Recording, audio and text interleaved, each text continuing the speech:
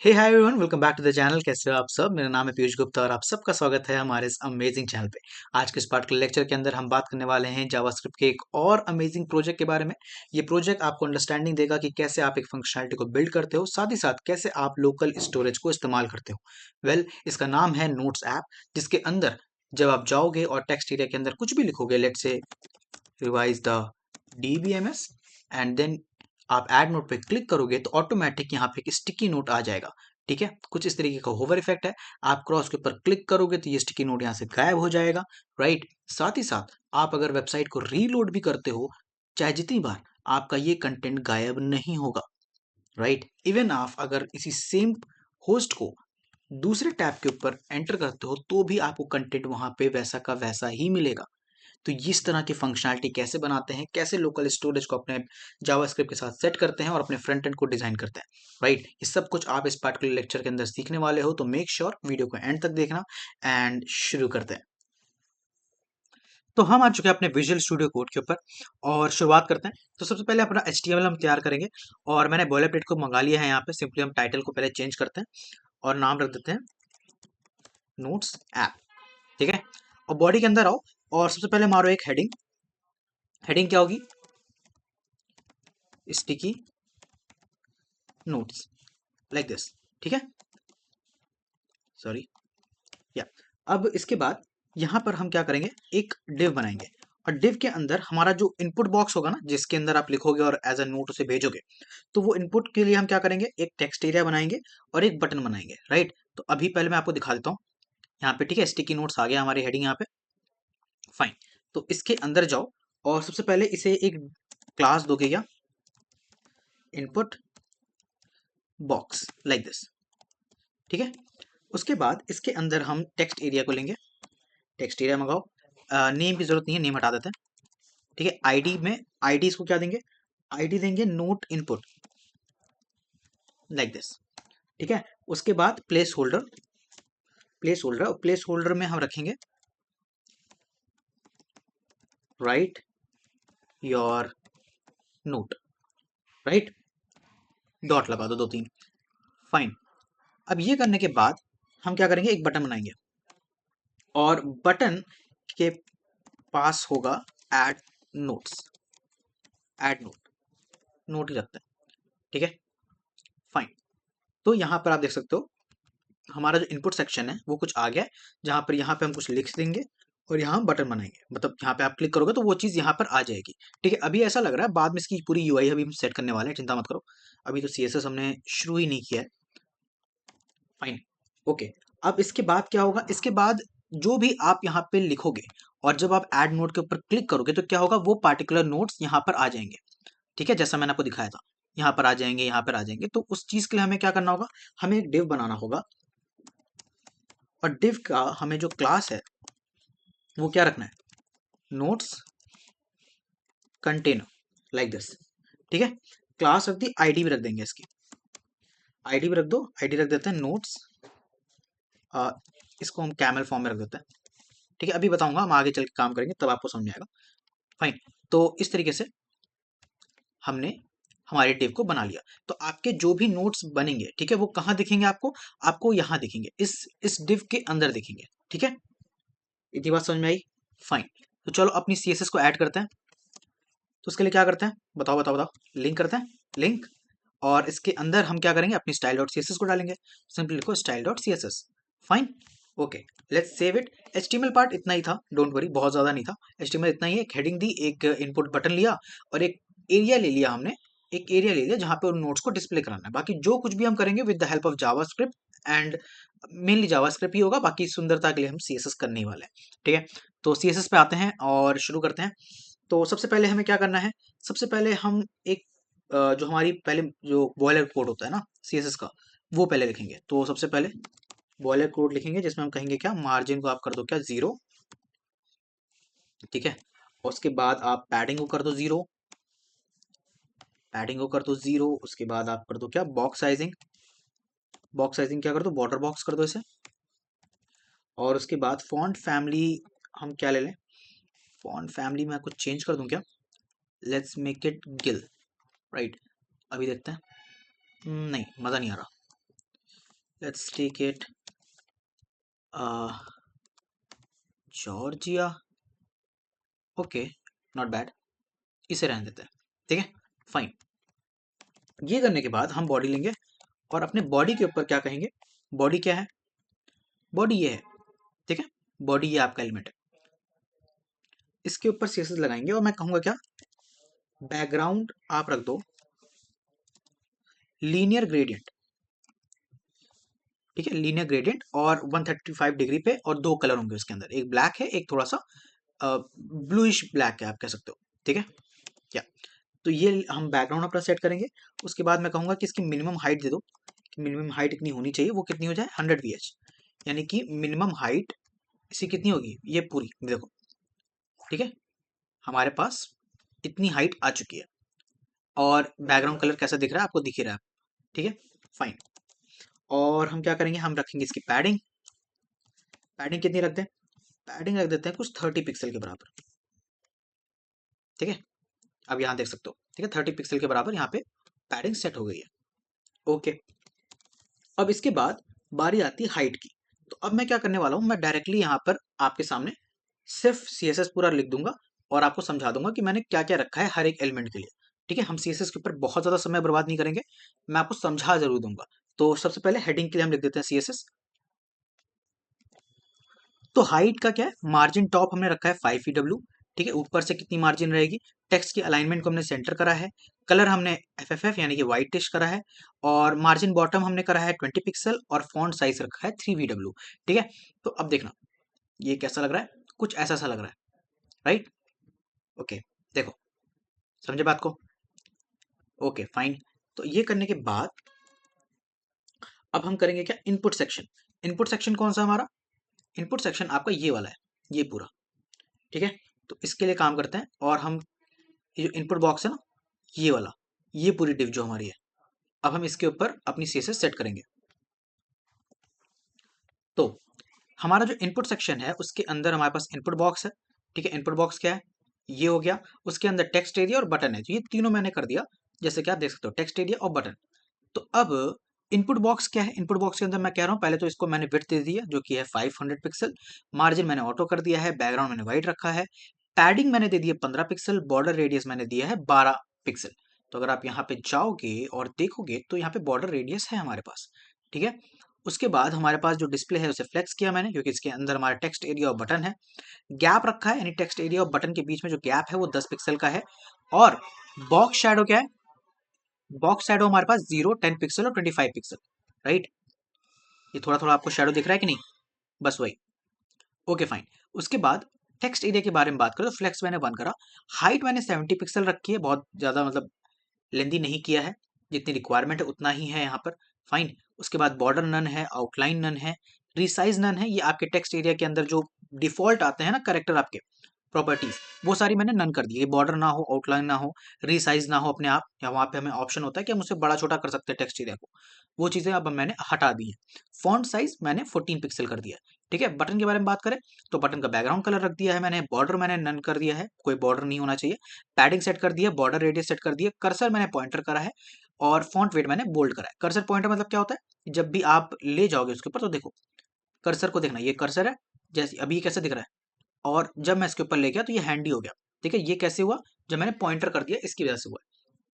ठीक है, इतनी बात समझ में आई। ओके, अब इसके बाद हमारा क्या आता है, इसके बाद आता है वो नोट ग्रिड। ठीक है, वो ग्रिड मतलब नोट्स का जो कंटेनर है हमारा, ये जो पोर्शन है नोट्स कंटेनर। ठीक है, अब हम इसके ऊपर काम करेंगे। तो नोट्स कंटेनर में मैंने डिस्प्ले को फ्लेक्स कर दिया, फ्लेक्स रैप मैंने कर दिया, गैप 20 पिक्सल हो गया, मार्जिन टॉप ऊपर से कितना मार्जिन होना चाहिए 40 पिक्सल, बाकी जस्टिफाई कंटेंट सेंटर, सेंटर में करने के लिए। ठीक है, इतना करने के बाद अब जो लास्ट पोर्शन आ रहा है वो हमारा जो नोट्स है ना, नोट्स हमारे स्टिकी नोट्स जो होंगे, जो आपको शो करेंगे जब कि आपका क्या काम है या फिर आपने क्या नोट्स रखा है, उसके उसके सीएसएस कैसे सेट करेंगे, राइट, उसको हम सेट कर देते हैं। तो ये रहा। ठीक है, तो हमारा जो नोट्स वाला है सेक्शन, यानी हमने आईडी ली है पहली बात तो डॉट। ठीक है, तो यहाँ पे देखो, अभी यहाँ पर कुछ भी नहीं है, ठीक है, डॉट नोट्स नाम से हमने कुछ भी नहीं बनाया, लेकिन वो हम कैसे बनाएंगे, वो हम बनाएंगे with the help of JavaScript. और उसकी सीएसएस वेब मैंने पहले ही लिख दी है। ठीक है, यानी कि मैं एक एचटीएमएल एलिमेंट तैयार करूंगा with the help of JavaScript, और जब वो तैयार होगा उसकी आईडी डॉट नोट होगी। ठीक है, उसकी आईडी नोट होगी और उसकी सीएसएस मैंने पहले से लिख दी, यानी जब भी वो तैयार होगा ऑटोमेटिक सीएसएस उसके ऊपर अप्लाई हो जाएगी। राइट, उसकी विड्थ क्या होगी, 200 पिक्सल, हाइट होगी, बैकग्राउंड कलर क्या होगा, थोड़ा सा येलोइश होगा।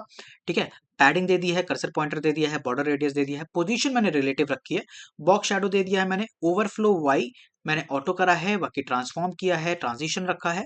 और जब भी आप होवर करोगे तो क्या होगा, थोड़ा सा स्केल बड़ा हो जाएगा और हल्का सा यानी कि जो रोटेशन हमने यहाँ रखा था -1 डिग्री का ट्रांसफॉर्म के, वो चीज आप जब होवर करोगे तो वो 0 डिग्री पे आ जाएगा, यानी थोड़ा सा आपको स्लाइड सा वो रोटेट होता हुआ दिखेगा। ठीक है, बस इतना सा। फाइन, तो यहाँ तक क्या है, हमारा HTML और CSS पार्ट कंप्लीट होता है। ज़्यादा कुछ टफ नहीं था, ज़्यादा कुछ बड़ा नहीं था, बट मेजर जो हमारी लर्निंग है जो कि जावास्क्रिप्ट पार्ट है, अब हम उसकी ओर मूव ऑन कर रहे हैं। तो let's go to the JavaScript and understand कि कैसे इसकी पूरी फंक्शनैलिटी हम तैयार करेंगे। ठीक है, सो लेट्स स्टार्ट। सो सबसे पहले हम क्या करेंगे, सबसे पहले हम करेंगे, हम हमारे HTML एलिमेंट को जावास्क्रिप्ट के अंदर लेके आएंगे। ठीक है, तो उसके लिए करते हैं क्या, कॉन्स्ट नोट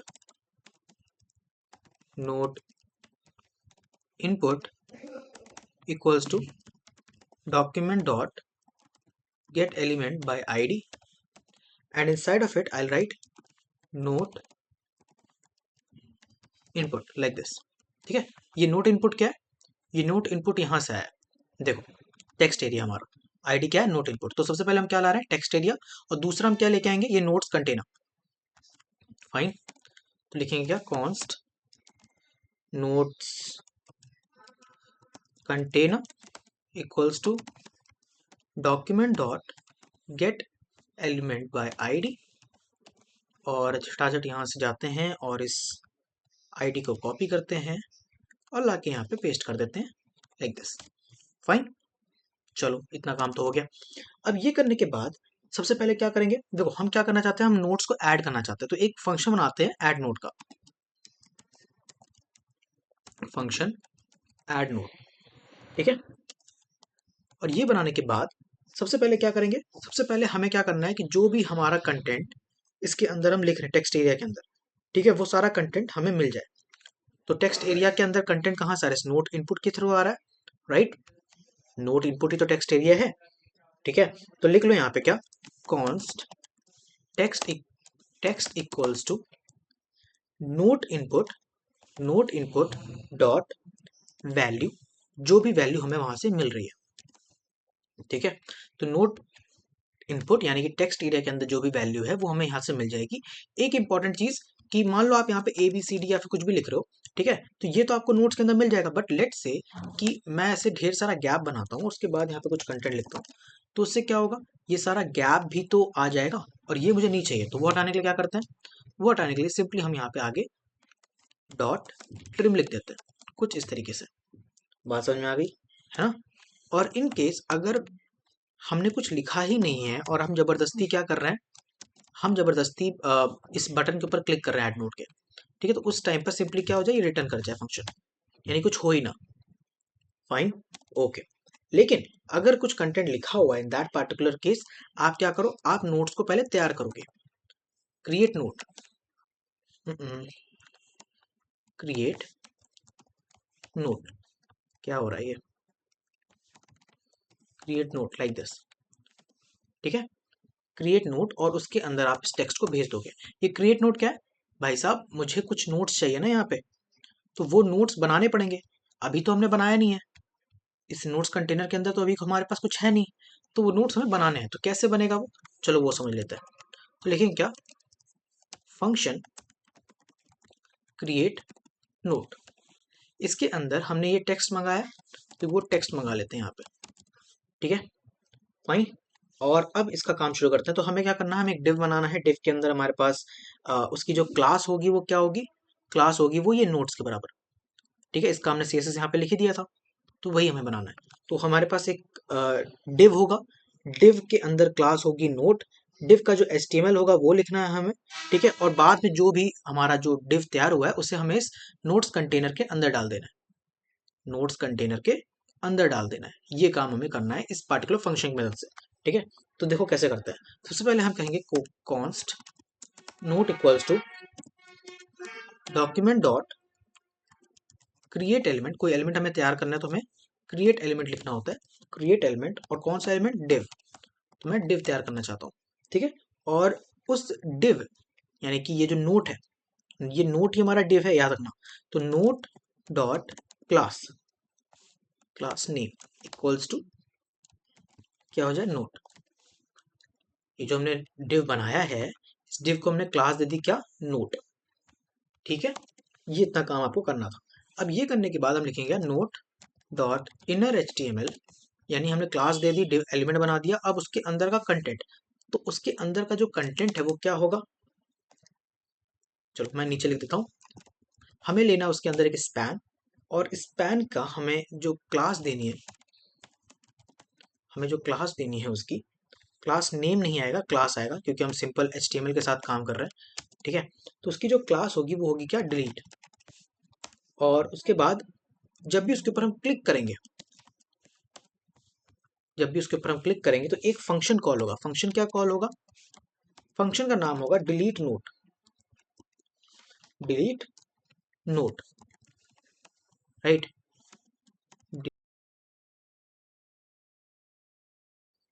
ठीक है, अब ये दिस क्या कर रहा है? ये आपका दिस जो है वो करंट जो डिलीट बटन है ना, ये जो यहाँ पे हम डिलीट बटन बना रहे हैं, बेसिकली एक्स लिखा ना, तो जब भी वो स्क्वायर तैयार होगा तो उसके ऊपर एक एक्स बटन होगा, जिसके ऊपर जब आप क्लिक करोगे तो क्या होगा? वो पार्टिकुलर नोट हट जाएगा। ठीक है, तो अभी हम उसका फंक्शन अभी बाद में लिखेंगे, बट मैंने यहाँ पे कॉल कर दिया है कि जब भी आप उसे क्लिक करोगे तो डिलीट नोट नाम का फंक्शन कॉल होगा। और दिस क्या कर रहा है? दिस उस करंट डिलीट बटन को रेफर कर रहा है। ठीक है, उसके बाद हम यहाँ पर एक पैराग्राफ लेंगे, और पैराग्राफ के अंदर जो हमारा कंटेंट होगा वो क्या होगा? वो यही टेक्स्ट होगा। ये जो टेक्स्ट हमारा यहाँ से आया था इसके अंदर, और यहाँ हमें मिला था, अब मैंने उसको क्या पास कर दिया? उस मेरे नोट्स के अंदर, उस पार्टिकुलर जो मैंने डिव बनाया उसके अंदर। ठीक है, अब इस पूरे को क्या कर दो? आप बैकटिक के अंदर डाल दो, लाइक दिस। बस इतना काम करना है। कर दिया इतना काम। अब इतना काम करने के बाद आपको क्या करना है? आपको यहाँ लिख देना है notes container dot append child. Append child, और इसके अंदर आप क्या भेज दो? नोट को। नोट्स कंटेनर के अंदर आप किसे भेज दो? इस पार्टिकुलर नोट, यानी कि जो डिव आपने बनाया है उसे आप भेज दो। ठीक है, फाइन, इतना काम कर दिया। ओके, अब ये काम करने के बाद, क्योंकि आपने नोट्स तो बना लिए, अब उसे सेव हमें करना है। समझे बात को? नोट्स बनाने के बाद उसे हमें सेव करना है। तो सेव करने के लिए यहां पर ही क्या होगा? हम एक और बुलाएंगे फंक्शन सेव नोट का, और सेव नोट के अंदर भी हम इस टेक्स्ट को भेज रहे होंगे। ठीक है, अब देखो मेरी बात सुनो। सेव नोट क्या होता है? सेव नोट बेसिकली क्या है कि मैं चाहता हूं कि मेरा जो नोट्स का कंटेंट है,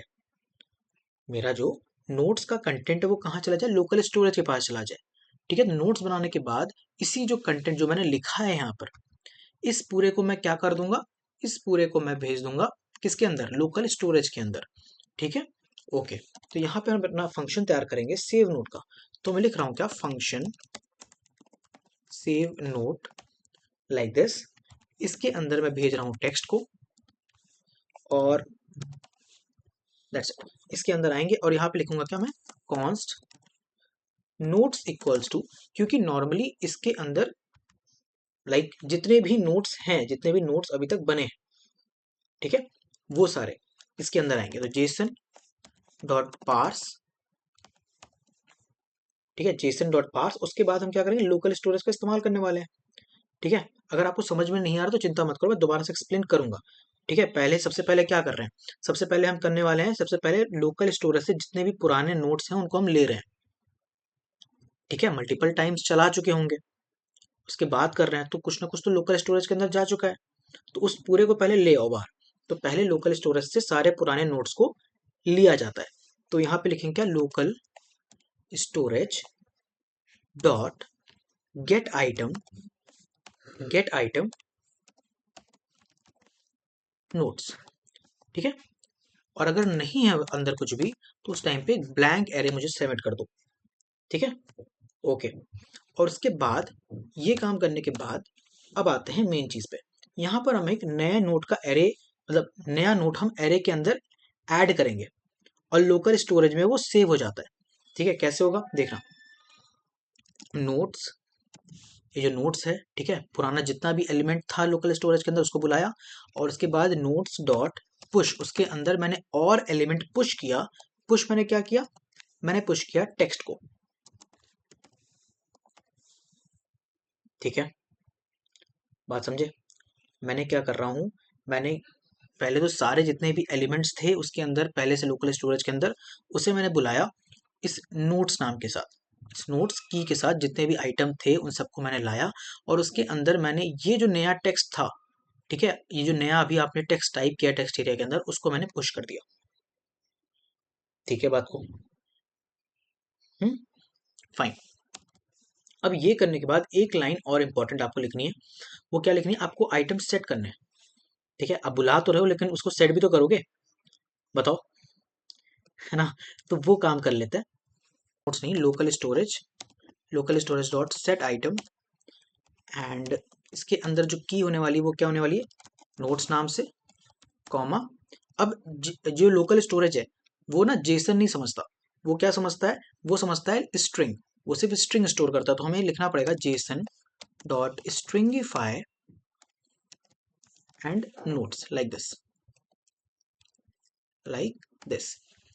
तो क्या समझा आपने, देखो क्रोनोलॉजी समझना, चीजें शुरू हो रही यहां से, चीजें शुरू हो रही यहां से। सबसे पहले क्या हो रहा है, अगर आपके पास आपके लोकल स्टोरेज के अंदर कोई भी नोट्स नहीं बना हुआ है, कोई की नहीं बना हुआ है जिसके अंदर कोई कंटेंट है, तो सबसे पहले क्या होगा, लोकल स्टोरेज के अंदर एक की तैयार होगी नोट्स नाम से। ठीक है, जिसके अंदर आप क्या भेजोगे, जिसके अंदर आप भेजने वाले हो ये सारा कंटेंट जो पहले से लोकल स्टोरेज के अंदर था। अगर नहीं था तो एक ब्लैंक एरे भेजोगे। ठीक है, यही जा रहा है।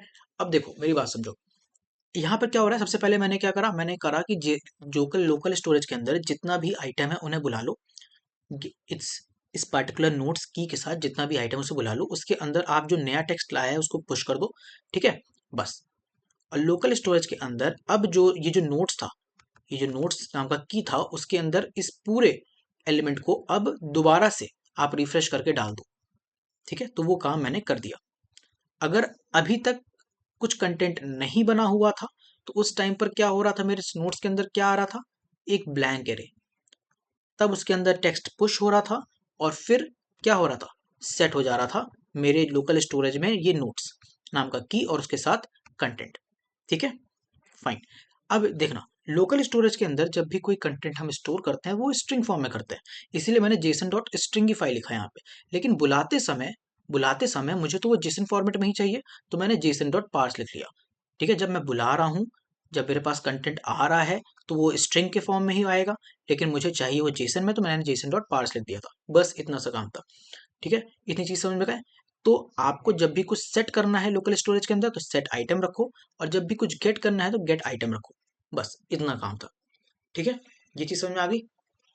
चलो अब आगे बढ़ते हैं। तो हमने दो तीन फंक्शन तैयार करे, add note, create note, save note. ठीक है, ये करने के बाद एक चीज और करनी है आपको।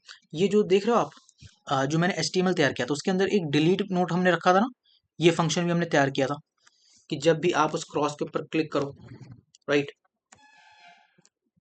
तो इस फंक्शन को भी हम तैयार कर लेते हैं। लास्ट में चला के भी देखेंगे सारे फंक्शन, चिंता मत करो।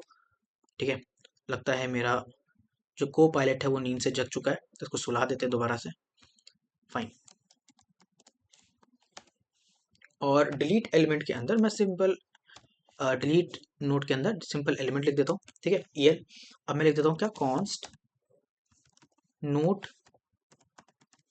Text equals to EL dot next element sibling, आप लिखोगे यहाँ पे। देखो, ये जो आपने दिस लिखा था ना, ये किसे डिनोट कर रहा था, ये इस बटन को डिनोट कर रहा है जिसके ऊपर ये लगा हुआ है फंक्शन, यहाँ से ये कॉल हो रहा है, उस बटन को डिनोट कर रहा है। तो मैं क्या कह रहा हूँ कि उसी के अंदर नेक्स्ट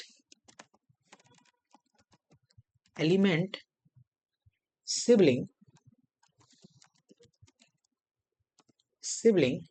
डॉट इनर टेक्स्ट। ठीक है, ये आप लिखोगे। और ये लिखने के बाद आपको क्या करना है, आप लिखोगे EL dot parent element dot remove. ठीक है, तो ये क्या कर रहा था, पहले पूरा पूरा इनर टेक्स्ट ले रहा था, और उस इनर टेक्स्ट को लेने के बाद ये क्या कह रहा है कि ये जो EL है ना आपका, EL उसका जो पेरेंट एलिमेंट है, यानी जिस पार्टिकुलर एलिमेंट के ऊपर वो पार्टिकुलर बटन था जिसने इस फंक्शन को कॉल किया है, वो पेरेंट एलिमेंट क्या हो जाए, वो रिमूव हो जाए, वो रिमूव हो जाए। इतना आपको करना है।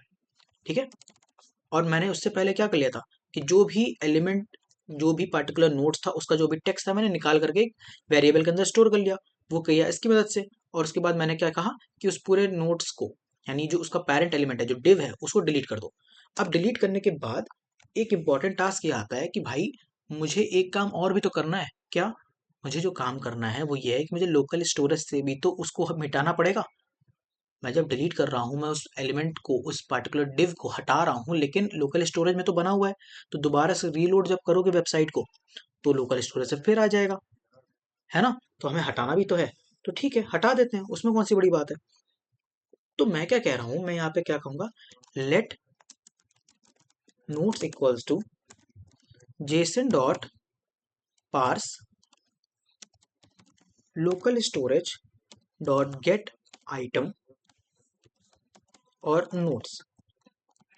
ठीक है, local storage dot get item. तो मैं क्या कह रहा हूँ कि मैं सबसे पहले सारा आइटम बुला रहा हूँ, और बुलाने के बाद जैसे पिछली बार मैंने करा था कि मैं पुश कर रहा था, इस समय मैं क्या करूंगा, मैं हटाऊंगा। तो हटाने के लिए क्या करते हैं, फिल्टर का इस्तेमाल करेंगे। तो मैं कहूँगा notes equals to notes dot filter, notes dot filter, और इसके अंदर जो मेरा नोट, यानी एक मैंने एलिमेंट जो है, सारे नोट्स, ठीक है, वो सारे एलिमेंट आप रखो, सारे एलिमेंट रखो एक्सेप्ट उसको जो इससे मैच कर रहा है, नोट टेक्स्ट को, नोट टेक्स्ट को। ठीक है, तो आपको क्या करना है, सारे एलिमेंट आप क्या करो, फिल्टर आउट करके लेकर के आओ, सिवाय उस पार्टिकुलर एलिमेंट को जिसका कंटेंट इस नोट टेक्स्ट के साथ मैच कर रहा है। ठीक है, ये करना है आपको। और उसके बाद दोबारा से आप क्या कर दो, local local storage dot set item, set item नाम रख दो क्या, नोट्स जो पहले से है, और उसके बाद जेसन डॉट स्ट्रिंगिफाई और नोट्स, लाइक दिस। ठीक है, तो हमने क्या करा, हमने एक पहले बनाया क्रिएट नोट, हमने एक नोट तैयार किया, नोट तैयार करने के बाद हमने एक सेव नोट तैयार किया, जहां हम सारा कंटेंट जो है, जो भी आप टाइप कर रहे हो, उसे लोकल स्टोरेज के अंदर सेव कर रहे हैं। और हमने डिलीट नोट नाम का भी एक तैयार करा, क्या, फंक्शन। और उसकी मदद से हम क्या कर रहे हैं, हम उस पार्टिकुलर एलिमेंट को हटा रहे हैं हमारे वेब पेज के ऊपर से, नोट कंटेनर के अंदर से, और हमारे लोकल स्टोरेज के अंदर से। ठीक है, इतनी चीज आपको समझ में आ गई, है ना? एक चीज और कर लेते हैं यहाँ पे, कि जब भी आप नोट्स को ऐड करो, उस टाइम पे नोट इनपुट को आप ब्लैंक कर दो। ठीक है, note input equals to, sorry, note input dot value होगा, डॉट वैल्यू को आप ब्लैंक कर दो। ठीक है, इतना कर लिया, फाइन। अब एक सवाल आता है कि जब भी आपका ये जो लोकल स्टोरेज में जब भी आपने सेव किया है, वो कॉल कैसे होगा, वो कॉल कैसे होगा, तो समझना बात को। उसे कॉल करने के लिए, उसे कॉल करने के लिए मैं कहूंगा क्या, document dot add event listener, add event listener. और जब भी आपकी वेबसाइट रीलोड होती है, तो क्या होता है, डोम का जो कंटेंट है वो लोड होता है, डोम का कंटेंट लोड होता है, और वही मैं लेने वाला हूँ as a event, DOM content loaded. जब भी वेबसाइट आपकी रीलोड होती है, उस टाइम पे डोम का जो भी कंटेंट है वो रीलोड होता है। तो आप, तो इवेंट क्या, हमारे पास डोम कंटेंट लोडेड। ठीक है, और इसके अंदर मैं एक फंक्शन लिखूंगा, तो फंक्शन का नाम क्या होगा, लोड नोट्स। ठीक है, अब लोड नोट्स को तैयार कर लेते हैं। तो मैं यहाँ पे लिखूंगा क्या, function load notes, load notes like this. और इसके अंदर हमारा कंटेंट क्या होने वाला है, हम लिखेंगे क्या, const notes equals to JSON dot parse local storage dot get item, और लिखो इसके अंदर नोट्स। ठीक है, तो जब भी आपका डोम लोड होगा, जब भी आपका डोम लोड होगा उस टाइम पर क्या हो जाएगा, ये पार्टिकुलर फंक्शन कॉल होगा। और जब ये फंक्शन कॉल होगा तो क्या होगा, जितने भी आइटम आपके लोकल स्टोरेज के अंदर से हैं वो सारे के सारे बाहर आएंगे। बाहर आने के बाद हम क्या करेंगे, सारा आइटम आया बाहर, आया किसके अंदर, इस नोट्स के अंदर। तो इस नोट्स के ऊपर मैं फॉर ईच लूप चला दूंगा। तो notes dot for each like this, ठीक है। टेक्स्ट, जो भी उसके अंदर टेक्स्ट है, टेक्स्ट, और क्रिएट नोड को मैं कॉल कर दूंगा, इस नोड को। तो उतनी बार क्या होगा, ये डिव एलिमेंट तैयार होगा, ठीक है। क्रिएट नोड और इसके अंदर इस टेक्स्ट को आप भेज दो, दैट्स इट, ठीक है। इतना काम कर दिया आपने। तो यहां तक चीजें हैं आपकी जावास्क्रिप्ट की। अब बारी आती है कॉल करने की। कैसे कॉल होगा, मैं कह रहा हूं ये जो सिंपल आपका जो फंक्शन है ना, ऐड नोड वाला, इसे हमें कॉल करना है। क्योंकि ये जो लोड नोट है वो तो तभी कॉल हो जाएगा जब आपकी वेबसाइट रिलोड होगी, ठीक है, उसी टाइम कॉल होगा। और क्या होगा, आपके लोकल स्टोरेज के अंदर जितने भी आइटम है वो सारे के सारे इस नोट्स के अंदर आ जाएंगे, ठीक है। आने के बाद हम उसके ऊपर लूप चलाएंगे, फॉर ईच लूप चलाएंगे उस पार्टिकुलर एरे के ऊपर। और हर एक टेक्स्ट के ऊपर, जो भी हर एक एरे के अंदर जितना भी टेक्स्ट है, ठीक है, उसके ऊपर क्या करेंगे हम, इस पार्टिकुलर क्रिएट नोड नाम के फंक्शन को कॉल कर देंगे। तो ये जो क्रिएट नोड है वो यहाँ भी कॉल हो रहा है, वो हमारा ऐड नोड के अंदर भी कॉल हो रहा है। ऐड नोड फंक्शन कब चलेगा, जब हम बटन के ऊपर क्लिक करेंगे। जब इस ऐड नोड के ऊपर क्लिक करेंगे तब हमारा ये ऐड नोड बटन फंक्शन जो है वो कॉल होगा। ये जो क्रिएट नोड है हमने बता दिया कब ये कॉल हो रहा है। सेव नोड कब कॉल होगा, वो भी तभी कॉल हो जाएगा जब आप बटन के ऊपर क्लिक करोगे, ठीक है। क्योंकि देखो सेव नोड यहाँ पे कॉल हो रहा है ऐड नोड के अंदर, ठीक है। और ये जो डिलीट नोड है ये कब कॉल हो रहा है, ये कॉल हो रहा है आपके इस इनर HTML के अंदर, ठीक है, इनर HTML के अंदर। Fine, okay, fine. इतना काम करने के बाद हमें क्या करना है, हमें इस पार्टिकुलर ऐड नोड बटन को, यानी बस एक यही ऐड नोड ही नहीं कॉल हुआ है अभी तक, उसे कहाँ कॉल कराएंगे हम, इस बटन के अंदर, ठीक है। तो मैं क्या कर रहा हूँ, ऑन क्लिक आप क्या कर दो, इस ऐड नोड को फंक्शन को कॉल कर दो। इसे कॉपी किया और इसे यहाँ पे पेस्ट कर दिया, दैट्स इट। बात समझ गए, हाँ, बात समझ गए इतनी। तो बस इतना ही आपको करना था। अब ये काम, एक मिनट, कॉल तो कर दिया बट फंक्शन को कॉल करने के लिए आपको ब्रैकेट लगाना होता है, ठीक है, हाँ। तो ये चीज़ करने के बाद अब बारी है हमें हमारा रिजल्ट देखने की, ठीक है। तो चलो देखते हैं। तो चलाने के लिए हमें सबसे पहले क्या करना है, स्क्रिप्ट को हमें ऐड करना है, और वो होगा क्या, script.js, ठीक है। इसे सेव करते हैं और चलते हैं अपनी वेबसाइट के ऊपर, लाइक दिस, ठीक है। ओके, सो अब देखते हैं यहाँ पर, लेट्स से मैं लिखता हूँ क्या, AAA, और ऐड नोड के ऊपर क्लिक करता हूँ। तो ये काम नहीं कर रहा, ओके, नहीं काम कर रहा, क्यों नहीं कर रहा, लेट्स सी। यहाँ पर फॉर ईच के ऊपर दिक्कत आ रही है, राइट। तो फॉर ईच हमने कहाँ लगाया था, हमने लगाया था फॉर ईच यहाँ पर ऊपर टॉप पे, यहाँ पे, ओके। तो एक्चुअली यहाँ पर हमें केस लेना पड़ेगा कि अगर इसके पास कुछ नहीं तो ब्लैंक एरे मान लो इसे, ठीक है। सेव करते हैं इसे।